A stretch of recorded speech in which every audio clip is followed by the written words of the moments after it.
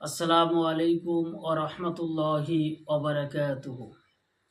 নাহমাদুহু ওয়া নুসাল্লি আলা রাসূলিহিল কারীম, আম্মা বা'দ।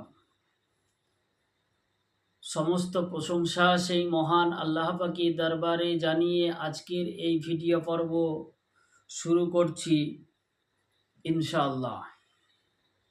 যে ভিডিও পর্বের আলোচনার বিষয় হলো যে যে সমস্ত কারণে রোজা ভঙ্গ করলে রোজা এবং কাফফারা দুটোই আদায় করতে হবে, তাই সেই কাফফারা সম্বন্ধে আজকে আলোচনা করা হবে ইনশাআল্লাহ। রোজার কাফফারা কি না? রোজার কাফফারা ওয়াজিব। যদি রোজার কাফফারা কারো উপরে ওয়াজিব হয়ে যায় তাহলে সে কাফফারাটা কি হতে হবে, এটা আমাদের আজকের আলোচনার পর্ব।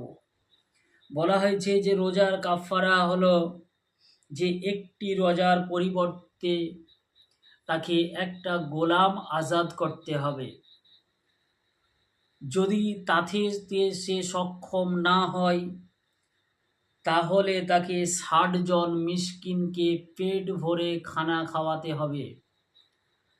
তাতেও যদি সে সক্ষম না হয় কিংবা ৬০ জন মিসকিন যদি না পাওয়া যায় তাহলে একজন মিসকিনকে ৬০ দিন ধরে তাকে পেট ভরে খানা খাওয়াতে হবে।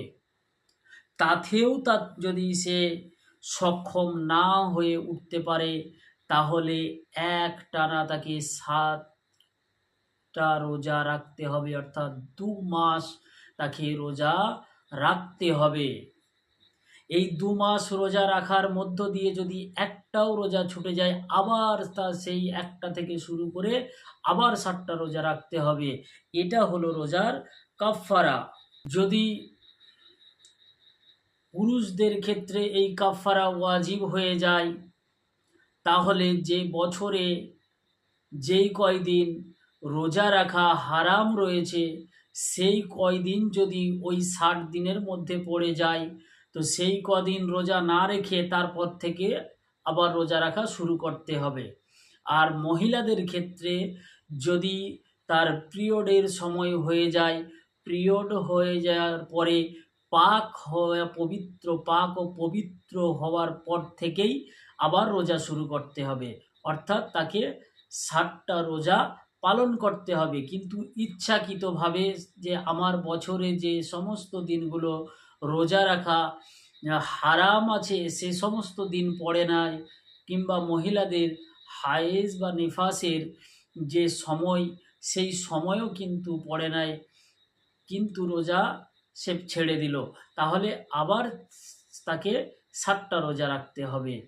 আশা করি আপনারা বুঝতে পেরেছেন। যদি বুঝতে না পারেন আপনারা কমেন্টের মাধ্যমে জানাবেন, ইনশাআল্লাহ আপনাদেরকে বুঝিয়ে দেওয়ার চেষ্টা করব ইনশাআল্লাহ। আসসালামু আলাইকুম ওয়া রাহমাতুল্লাহি ওয়া বারাকাতুহু।